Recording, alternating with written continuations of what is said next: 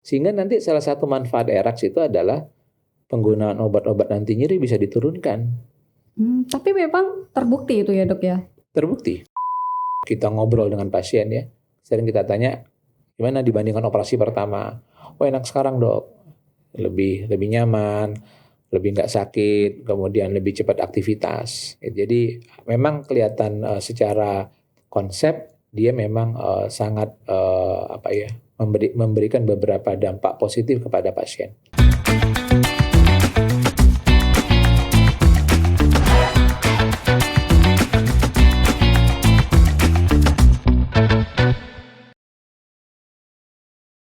Halo Tribuners, jumpa lagi dalam podcast Cakap Sana Cakap Sini bersama saya Sulfi Sofiana. Dan pekan ini kita akan membahas tentang kesehatan dan tren-tren terbaru apa yang sedang marak dibahas saat ini. Bersama saya saat ini sudah hadir Dr. Muhammad Fahri, spesialis Opjin, Dokter Opjin di Rumah Sakit Ibu dan Anak, Rumah Sakit Kendang Sari, Surabaya. Nah khusus ini karena kita kehadiran Dokter Opjin ini, kita akan membahas tentang metode operasi sesar Erax. Nah, yang ini kan jadi banyak sorotan ibu-ibu, apalagi beberapa seleb ini sering gitu habis operasi Erax gitu. Akhirnya ngetren. Sebenarnya hits. Terus trending juga topik. Banyak yang bilang juga ini banyak loh keuntungannya. Nah, lebih jelasnya kita akan mengulas nih apa yang benar dan tidak gitu ya, Dok. Siap. Dok, ini Dokter Fahri ya, Dok ya panggilannya. Ini dulu menempuh pendidikan dokter ya di FK UNER, spesialis Opjin juga di UNER juga ya tahun 2005. Nah dok, Bu mungkin bisa dijelaskan metode persalinan Erax ini seperti apa sih sampai akhirnya memunculkan pendapat kalau ini tuh lebih bagus dibandingkan mungkin metode persalinan yang lain begitu. Ya, terima kasih. Bismillahirrahmanirrahim. Jadi pertama saya ingin menyampaikan dulu ada beberapa istilah ya. Pertama, ada yang mengatakan itu Erax, ada yang mengatakan itu Erax ya.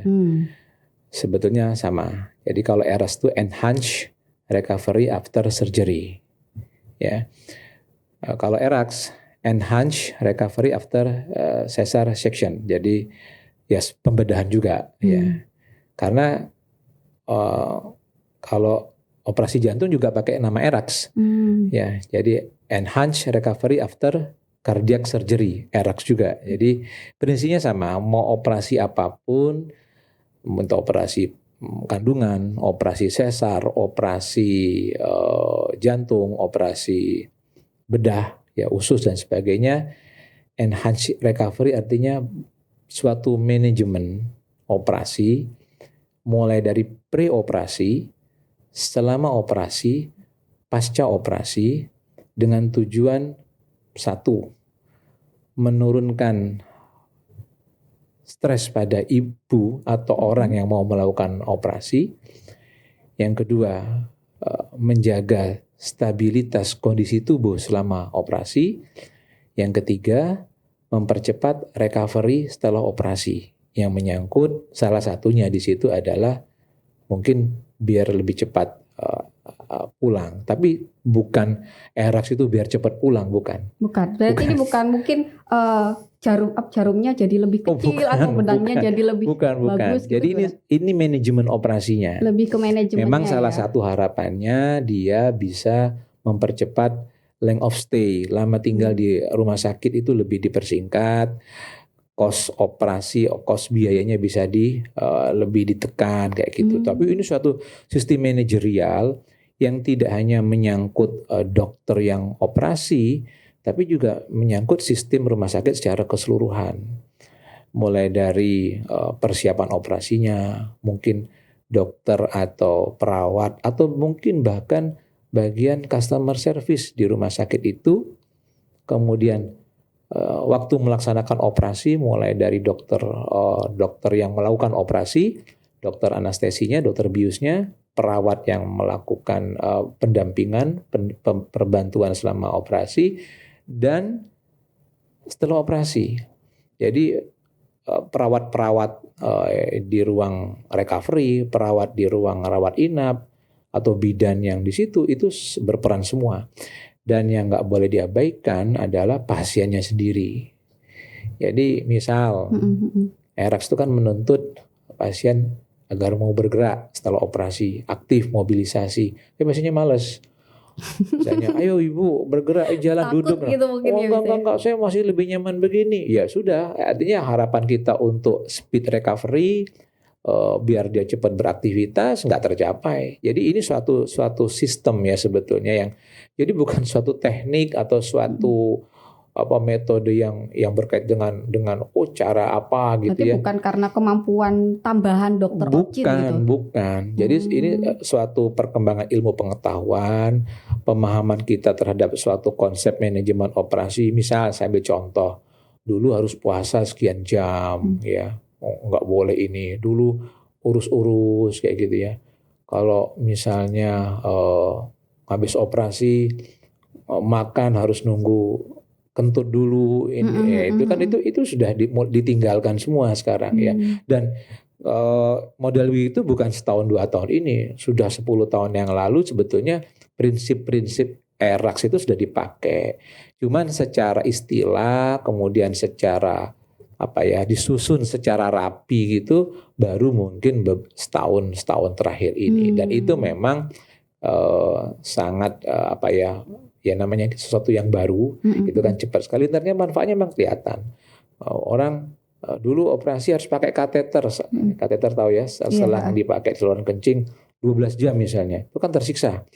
Orang tersiksa dipakai infus 12 jam. Sekarang 45 jam infus dicopot, kateter dicopot, orang bisa bergerak kan sangat nyaman. Nah, di endingnya kan orang merasa nyaman, resiko komplikasi infeksi diturunkan, biayanya bisa diturunkan, lama tinggal di rumah sakit bisa dipercepat. Tapi tidak harus diasosiasikan ERAX ben cepet mulih itu, yang enggak gitu juga bahasanya. Berarti enggak lebih mahal juga sebenarnya? Enggak lebih mahal juga. Jadi tergantung nanti bagaimana masing-masing rumah sakit mempersiapkan konsepnya itu. Jadi memang harus dipersiapkan atau mungkin diedukasi sebelum proses pelaksanaan ya. ERAX yang pertama sekali ada edukasi yang paling penting justru. Waktu kehamilan berapa minggu atau berapa bulan itu dok biasanya pasien sudah mulai diputuskan oke, kamu harus sesar mungkin ya. Atau mungkin kan butuh edukasi nih. Sementara mungkin kasus-kasus yang mendadak itu bagaimana? Pertama, semua operasi ERAX atau enggak ERAX harus ada edukasi. Ya, jangan gara-gara enggak ERAX enggak edukasi ya. Jadi prinsip dasarnya kan ya, prinsip dasar semua operasi, jangankan operasi sesar ya.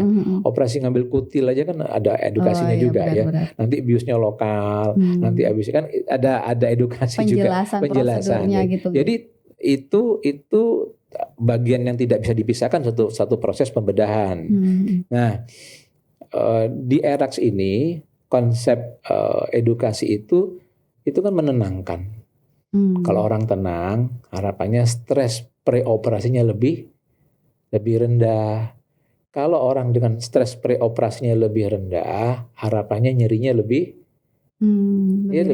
ringan ya. Kalau orang sudah tenang, lebih ringan, sehingga nanti salah satu manfaat ERAX itu adalah penggunaan obat-obat anti nyeri bisa diturunkan.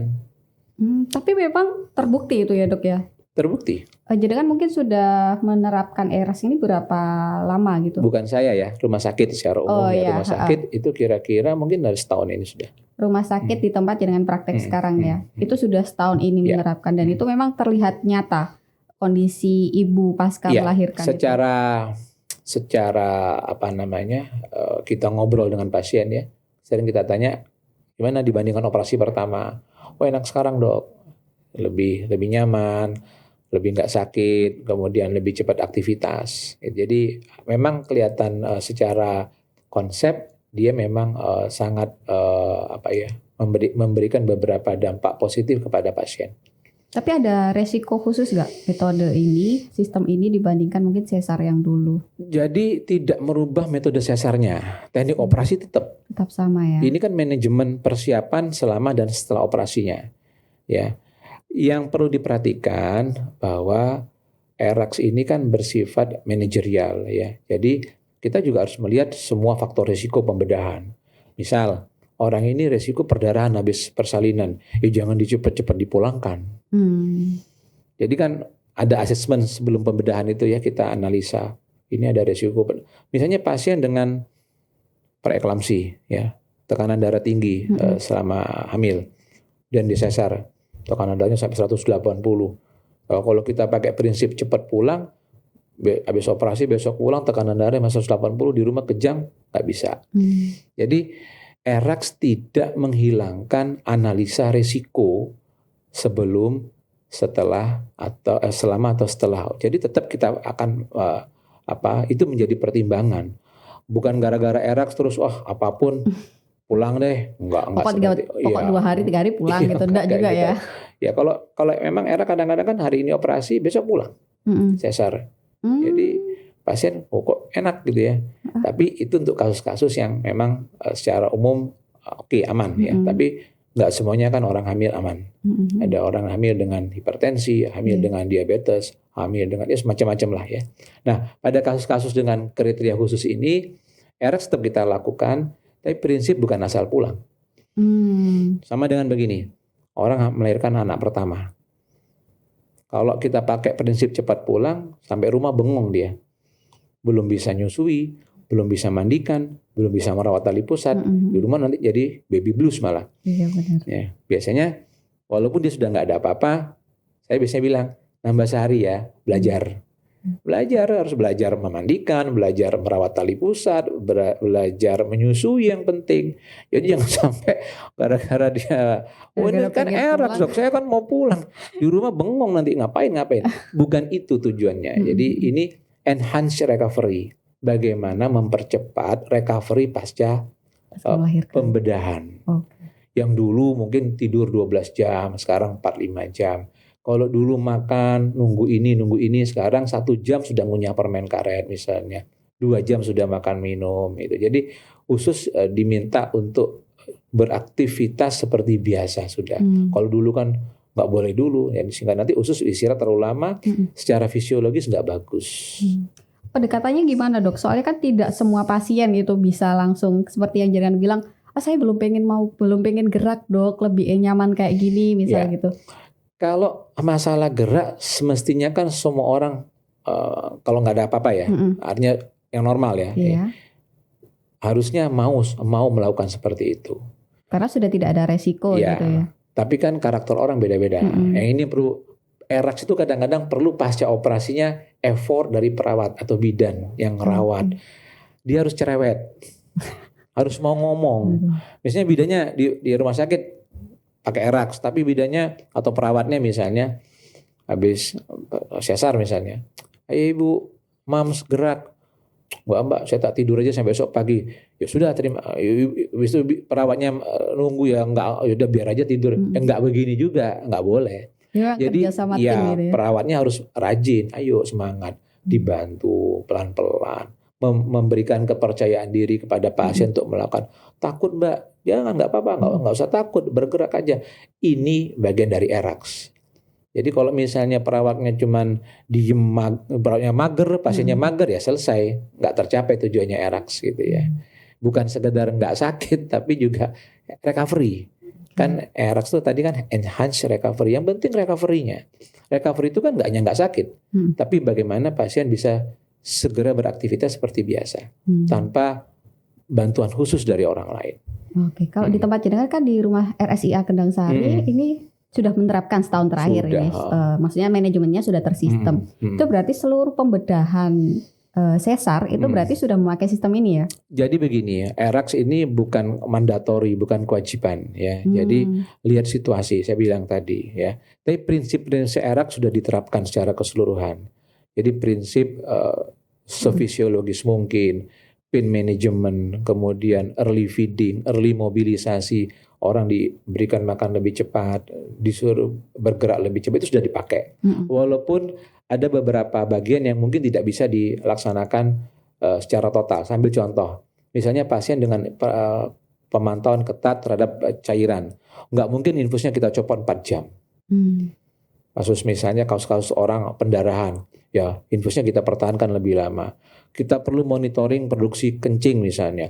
Nggak mungkin habis 4 jam kita copot kateternya. Ya, jadi prinsip-prinsip dasarnya kita pakai ya. Misalnya prinsipnya tadi saya bilang, makanannya, bergeraknya, ininya. Tapi ada beberapa bagiannya yang mungkin tidak bisa kita terapkan 100% karena kondisi pasien tersebut. Kira-kira gitu.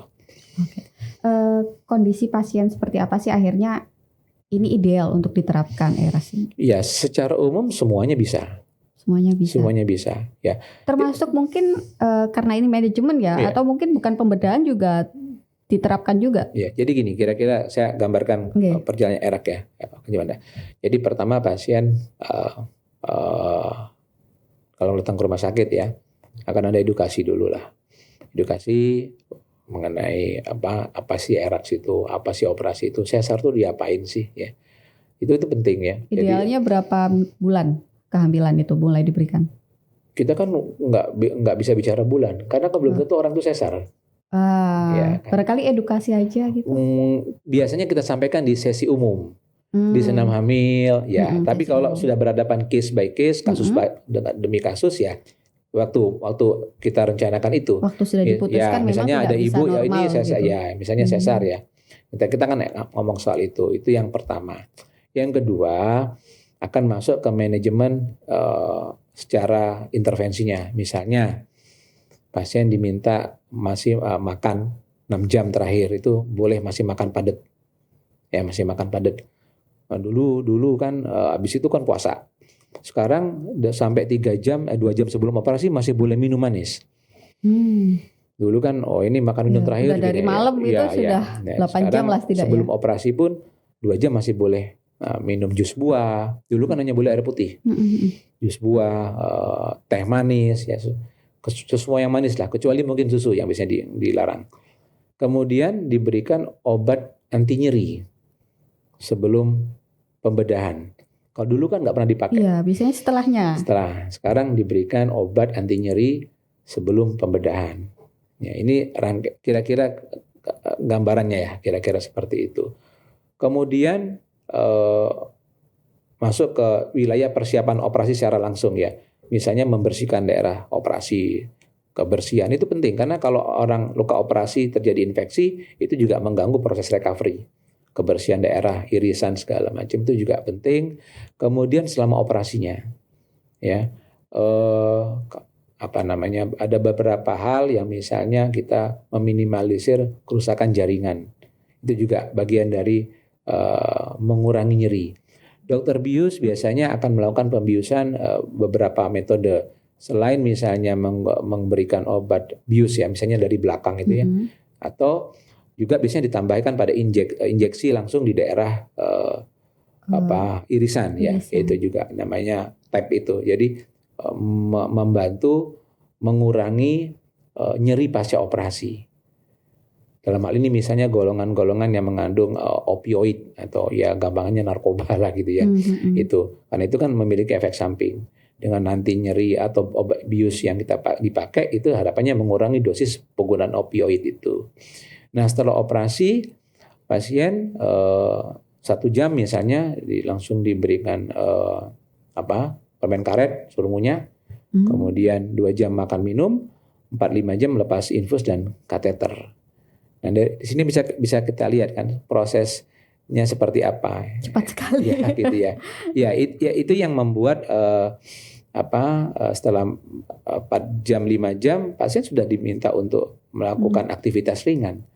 Duduk, jalan gitu ya. Kalau sudah ya habis itu aktivitas biasa ya besok kalau misalnya nggak ada keluhan ya boleh pulang. Tapi sekali lagi ini dilakukan dalam kondisi-kondisi general ya. Ada case-case khusus yang nggak bisa kita lakukan seperti itu.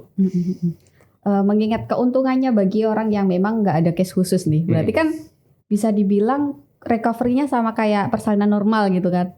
Iya, betul. Ya. Ini mungkin akhirnya nanti orang-orang mikir lebih baik aku sesar aja di rumah sakit yang udah menerapkan sistem ini gitu. Iya. Tapi memang ada kondisi khusus nggak akhirnya ibu hamil itu akhirnya diputuskan harus sesar gitu? Iya. Selain apa kalau minta sendiri itu juga bisa atau gimana? Jadi gini,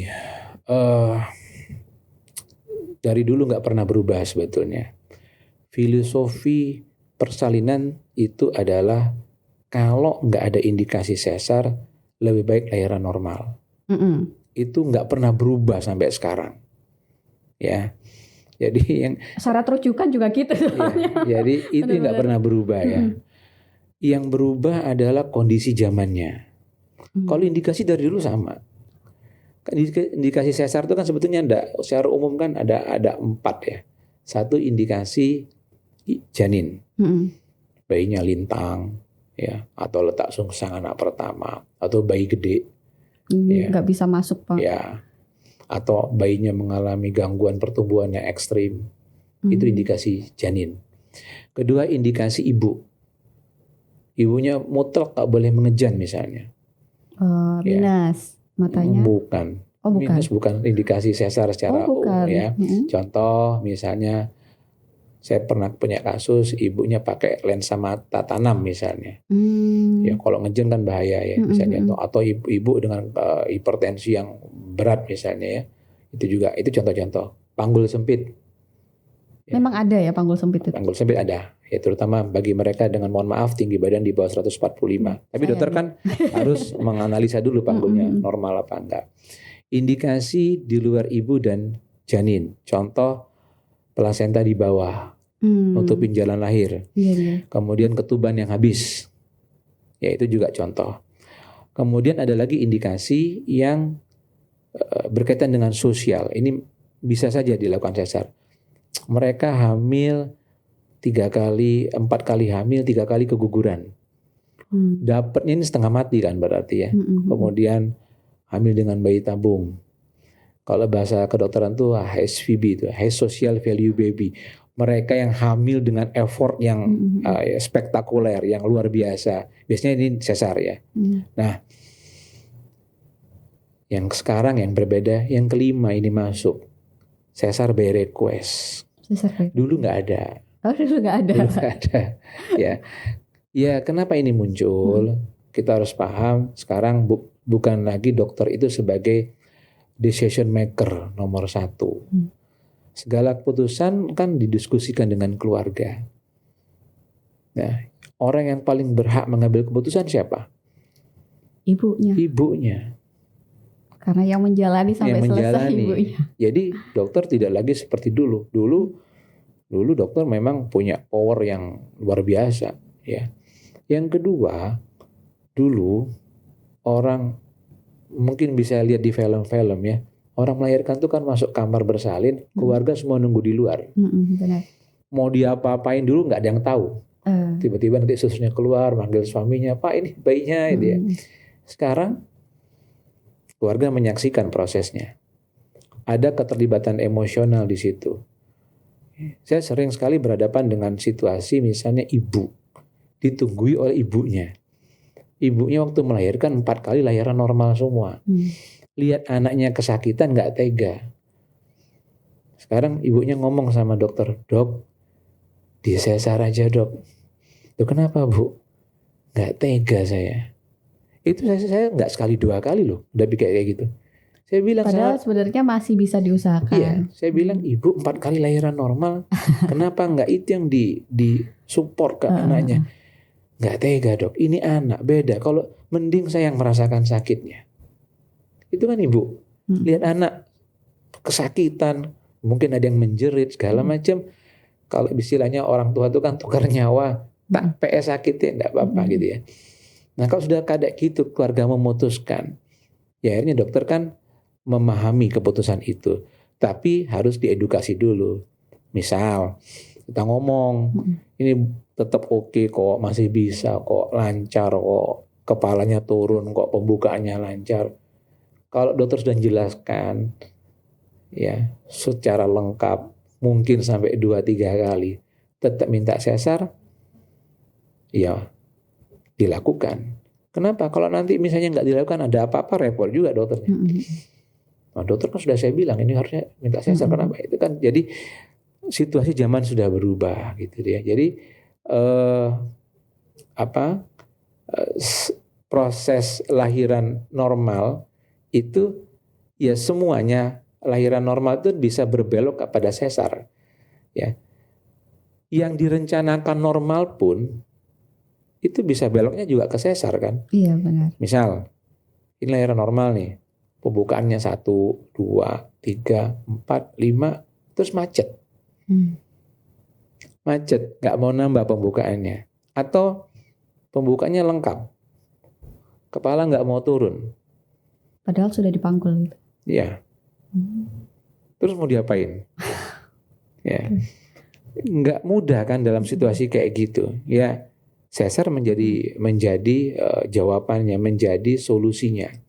Jadi secara filosofi nggak ada yang berubah sebetulnya. Jadi normal itu yang terbaik. Tetap yang terbaik. Dengan indikasi yang sesar, dengan indikasi yang saya sampaikan tadi. Indikasi janin, ibu, kemudian di luar itu termasuk yang macet-macet tadi itu mungkin indikasi sosial. Tapi sekarang ketambahan indikasi satu lagi itu by request. Jadi apakah setelah ERAX nanti orang jadi merasa gampang? Saya tidak mengatakan nggak mungkin, bisa saja orang menjadi lebih nyaman dari. Tapi secara umum filosofinya tidak akan pernah berubah. Itu. Oke. Tetap yang utama kalau bisa ya normal. Betul, betul. Tapi kalau sudah diputuskan atau sudah direncanakan dengan kasus janin, dan kalau janin biasanya dadak ya dok ya?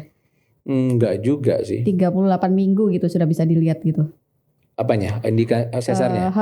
Enggak, jadi gini. Kalau kita bicara skenario persalinan ya. Ada orang yang sudah bisa kita putuskan sesar sejak awal. Jadi hamil baru 3 bulan ini saya bisa ngomong ini sesar loh ya nanti. Contoh, bekas sesar 2 kali. Saya udah hamil 2 kali sesar semua dok. Dia hamil baru 3 bulan. Kira-kira ini lahirnya gimana dok? Ya sesar karena udah 2 kali. Sudah nggak bisa normal ya? Atau dia hamil sesar baru 1 kali, jarak terlalu pendek, terlalu dekat. Pendek itu berapa? Ya, patokannya kan 18 bulan antara lahiran ke lahiran. Tapi misalnya dia mepet ini, itu juga mungkin sesar lebih better lah daripada normal. Atau ada indikasi memang dari awal kita tahu nggak boleh ngejen misalnya, ya itu udah dari awal kita sesar. Sisanya kan masuk ke pemeriksaan, analisa, terus sampai nanti mendekati akhir dari kehamilan kan. Nah dari situ kan mulai terseleksi sebagian. Ada yang prematur, saya nggak bicara prematur ya, saya bicara yang sampai 9 bulan sudah disiapkan ya. Ternyata dalam perjalanannya bayinya melintang. Ternyata dalam perjalanannya plasentanya di bawah, ya, dan sebagainya. Ini kan nggak darurat ya dok ya, maksudnya sudah terencana. Ya ini terencana kan ya. Oke, sebagian disesar, sebagian besar lain kan masuk tetap menunggu persalinan normal, ya kan? Dalam perjalanannya terseleksi lagi. Ada yang ketubannya pecah duluan, ada yang tensinya tiba-tiba naik 180 kena preeklamsi. Ada yang masuk tahap persalinan, sebagian besar lancar lahir, sebagian besar macet, sebagian kecil macet. Yang sebagian kecil ini kan nanti diolah lagi. Apakah harus sesar? Enggak juga. Bisa induksi kan, bisa dikasih infus, dikasih perangsang. Nah, kemudian berjalan lagi, pembukaannya lengkap, kepalanya turun, tapi ibunya lemes, nggak kuat ngejen. Terus dokter ngapain? Apa sesar? Enggak juga, masih bisa divakum. Zaman dulu ada yang ditang. Ditang tau ya, ditang. Sekarang sekarang vakum. Vakum ya, termasuk yang miring-miring kadang juga divakum gitu. Dikop lah bahasanya, dikop ya. Kemudian ada yang sampai 40 minggu, 41 minggu nggak lahir-lahir. Kok nggak lahir-lahir dok? Udah HPL nggak lahir-lahir misalnya. Padahal semuanya normal. Semuanya normal. Terus mau ngapain pada yang ini, kasus ini? Ya kita analisa semua, ketuban bagaimana, aliran darah gimana, ukuran bayi gimana, kepalanya masuk apa enggak, kematangan serviknya, mulut rahimnya gimana. Oh, ini masih memungkinkan untuk normal, induksi aja deh. Induksi nanti jalan lagi, lancar apa enggak induksinya, maju apa enggak. Jadi complicated banget sebetulnya prosesnya itu banyak gitu ya. Untuk yang terencana dok, kira-kira ada tips khusus nggak persiapan ibu untuk menghadapi operasi sesar nih? Kan mungkin masih termindset kalau ERAS berarti apalagi aku terencana gitu kan, aku pasti cepat pulang dan lain-lain. Atau ada yang bisa dilakukan ibu ini untuk mempersiapkan supaya operasinya ini berjalan lancar begitu? Ya, jadi yang nomor satu, setiap kehamilan itu selalu berpotensi untuk terjadinya pembedahan. Kita kan nggak tahu. Kita endingnya ini ke normal atau ke sesar kan nggak pernah tahu. Jadi selalu kita bersiap untuk dua kemungkinan. Kecuali kalau emang sudah tahu dari awal ya tadi ya harus sesar. Tapi yang nggak, yang lain kan kemungkinan selalu ada. Jadi sebetulnya persiapan itu sejak hamil. Ya. Mau sesar atau enggak persiapannya sebenarnya sama Sejak ya? sama. Ya. Kecuali kalau dari awal pokoknya harga mati saya nggak mau normal, itu lain lagi. Kan ada misalnya orang dari awal sudah pasang harga mati, saya nggak mau pokoknya normal, saya mau sesar. Ini mungkin lain approach-nya ya. Ya. Tapi kalau umumnya orang itu kan nggak tahu endingnya kemana. Dia masa tahu bayinya nanti melintang atau sungsang. Dia tahu nggak plasentanya di bawah? Nggak ada yang tahu. Even dokternya. Jadi begitu kita hamil, sebetulnya kita sudah harus mempersiapkan kedua kemungkinan. Persiapannya kapan? Ya sejak hamil itu. Ya, kalau kita bicara apapun endingnya, nggak bisa dibedakan persiapan selama hamil. Contoh yang paling sederhana aja, melahirkan tuh berdarah apa nggak? Berdarah pasti, nggak ada operasi nggak berdarah. Normal berdarah, sesar berdarah. Persiapannya supaya tubuh kita nanti cukup darahnya apa? Konsumsi zat besi misalnya, makan yang cukup, kan nggak bisa. Saya mau operasi dok minggu depan, saya baru mau makan minggu ini, kan nggak mungkin. Saya sudah harus makan sejak awal gitu loh. Jadi kalau kita bicara persiapan, sebetulnya sejak hamil itu sudah persiapan semua. Persiapan fisiknya ibunya maksud saya, mulai dari gizinya, ya, kontrol kehamilan yang teratur, ya, mungkin senam hamilnya, ya, edukasi yang bagus, mempelajari itu dengan bagus, ya, kemudian mempersiapkan mentalnya, ketenangannya. Kan nggak mungkin kita hanya mengandalkan misalnya mau melahirkan tenang ya, sementara tiap hari dia lihat YouTube isinya orang melahirkan teriak-teriak. Benar. Iya kan? Ibu tenang ya, ini sementara sejak hamil 1 bulan, di 9 bulan dia lihat YouTube isinya orang teriak-teriak. Biasanya saya selalu ngomong, sejak hamil jangan lihat yang serem-serem kayak gitu deh. Tanamkan kepercayaan diri deh. Itu penting. Jadi menenangkan diri itu penting, nggak hanya menjelang persalinan, dari awal sudah ditoto gitu ya kepribadiannya. Termasuk juga mempersiapkan janinnya. Kita kan kepingin lahir anak kita sehat, entah apapun metodenya, ya, gizinya, kecerdasannya nanti segala macam, akhlaknya mungkin kita siapkan. Jadi kalau kita bicara persiapan, sebetulnya sejak hamil, sehingga apapun nanti pada saat diputuskan oleh dokter ini baru operasi ya udah siap, even itu emergency. Ya pasti kalau kita bicara ideal, kita mau mudik lebaran nih, orang yang persiapan mobilnya, kendaraannya di servis dulu, itu pasti lebih aman di perjalanan daripada yang lebih yakin ya. Iya, besok mau berangkat, ini belum tahu nih, nggak pernah bannya nggak dicek apa. Itu. Jadi kalau kita bicara persiapan, apapun metodenya itu sejak kehamilan, ya, laboratorium misalnya, jangan sampai ujuk-ujuk nanti di ujung-ujung baru tahu anemi. Tadi saya ngomong zat besi itu. Idealnya berarti dari awal kehamilan, dan itu kan periksa itu di puskesmas gratis itu bisa. Kemudian cek hepatitis misalnya, kayak gitu begitu. Jangan sampai waktu operasi hepatitis positif, nanti nular ke bayinya, kayak gitu. Jadi ideal persiapan dari awal. Kalau sudah kita persiapan dari awal, semua sudah terstruktur dengan baik, kita siap secara mental, secara fisik, ya tinggal terakhir ya semua nanti ya kembali lagi ke agama ya pasti ya. Kita bicara tawakal, kita bicara kesabaran, kita bicara semangat, kita bicara di situ semua akhirnya berperan ya. Apa yang kita lakukan secara fisikal, secara ikhtiar laboratorium, secara mental, terakhir ya nggak bisa lepas Kadang-kadang serapi apapun rencana kita, Tuhan mentakdirkannya berbeda, bisa saja kan. Itu jangan lupa doa, saya sering bilang itu. Orang hamil itu doanya mustajab soalnya.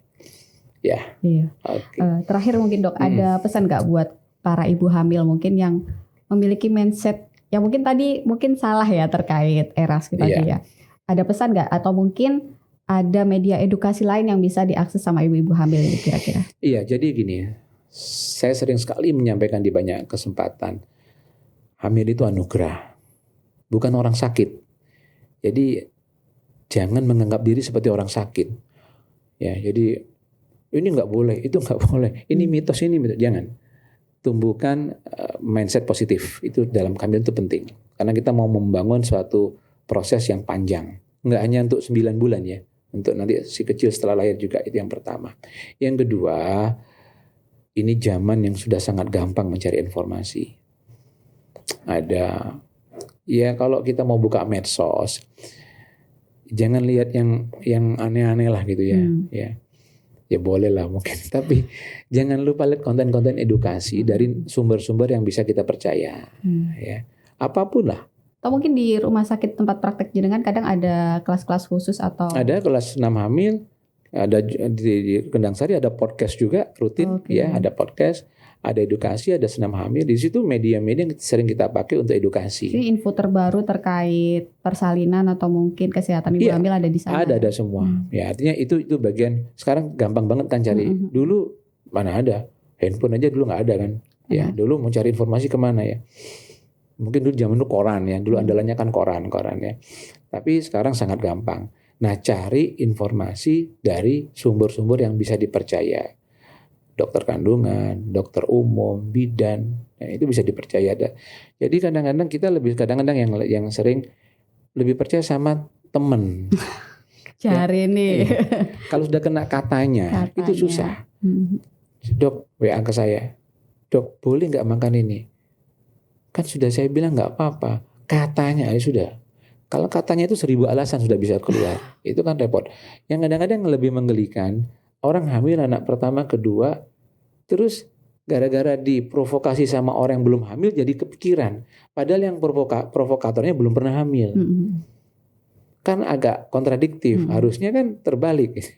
Nah ini apa ya? Gampang sekali terpengaruh sama hal-hal yang kadang-kadang agak nggak masuk akal.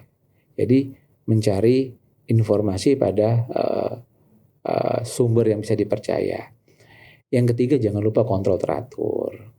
Nah, waktu itu silakan mau menanyakan secara bebas kepada dokternya. Lihat bayinya aja gitu ya.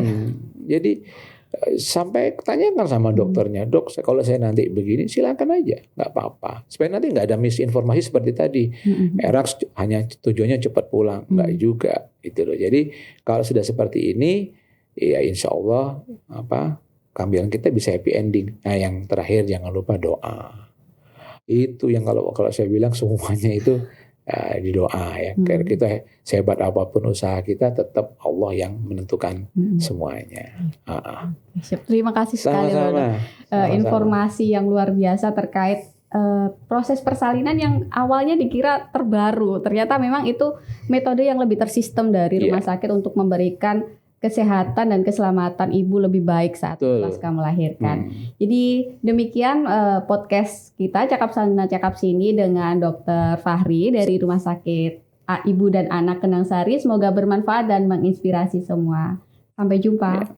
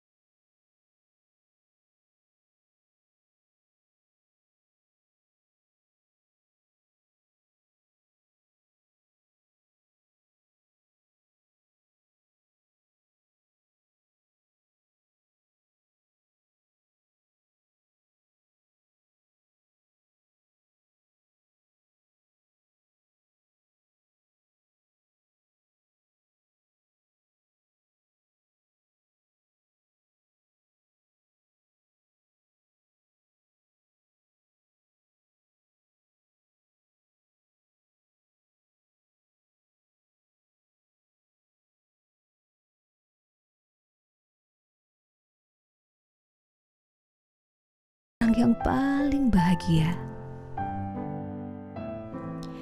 Aku dan ayahmu selalu ingin di dekatmu, melihatmu tertidur, tersenyum, menjagamu saat kau terbangun. Aruna, ini adalah sahabat-sahabat ibu saat kita di rumah sakit. Dengan penuh perhatian, mereka datang menjenguk kita, mengingatkan ibu untuk menyusuimu. Sungguh pengalaman yang sangat menyenangkan Aruna, bisa berbagi kisah dengan para ibu yang